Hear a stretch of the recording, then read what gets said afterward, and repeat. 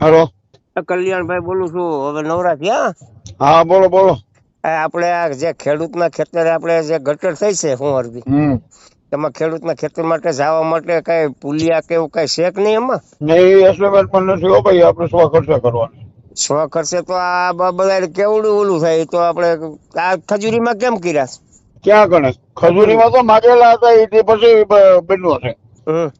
એ estimate જે બન્યો ને ધીમી થોડીક એ એસ્ટિમેટ જે બન્યો ને એમાંથી લોકોને 1.5 વર્ષની વાર લાગી હતી ને તે પછી હોવાનું અમારે રણુજા થી ઠેઠ ખજૂરીના પાદર ઉઠી ને સંરક્ષણ દિવાલ બનાવી. તમે જોઈ? ઈ તો જોઈ મેં. હા, અને એમાં એને એસ્ટિમેટમાં એ ભેગા લીધા છે.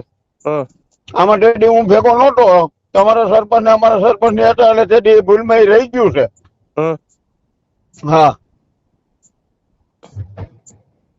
એટલે તો આનું આપણે કઈક કરવું પડે. કીધું શું થાય એની વ્યવસ્થા ગમે તે કરાવીશું, થઈ જાય. તમે તમારે એમાં શું છે કે અહીંયા એમાં તેદી પરેશભાઈ ગ્રાન્ટ એની ફાળવી હતી. તમારે પરેશભાઈ પણ માગવું જોઈએ તો પછી અટાણે થોડો તમારે પરેશભાઈ તો પરેશભાઈ પણ માગવું જોઈએ. પણ તેદી એને એમાં આપી હતી અટાણે એને કઈ નથી દીધું. તમે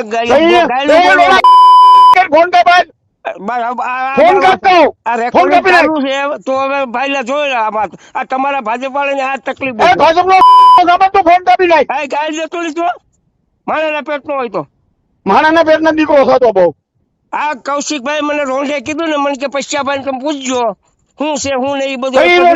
કૌશિકભાઈ કીધું ક્યાં? કૌશિકભાઈ બેઠા છે તું ભાઈ વાત કરી બાઈક ચાલુ છે અને વાયરલ કરું હું તમને કે એનું એને હું પૂછી લે પાછું અને એગ્રીમેન્ટ પાસે જવાબ માંગ્યો છે તું પ્રમુખ છો ને એટલે જવાબ માંગ્યો છે.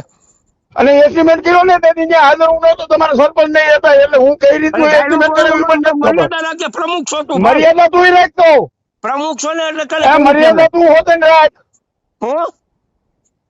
હું કેસ મને ફોન જ નહીં કરવાનું તારે. આ કેમ પ્રમુખ છો ને એટલે કે